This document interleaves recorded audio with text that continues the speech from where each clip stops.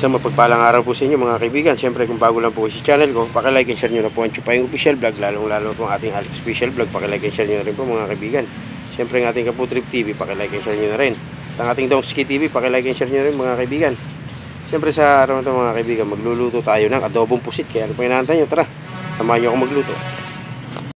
Po mga kaibigan, yan po ang ating sangkap. Meron tayong sibuyas, luya, bawang, pamintang pino, siling green, tsaka siling pula. Meron tayong mantika dyan, tsaka toyo, suka, tsaka meron tayong pusit. Yan, yun ang ating mga sangkap. Wow!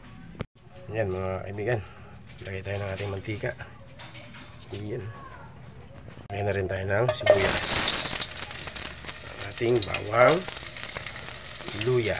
Siyempre, halu-haluin. Yan mga kaibigan. Yan mga kaibigan, lagay na natin yung ating pusit. Yan. Lagyan na tayo ng pamintang pino. Yun, mga kaibigan, yan.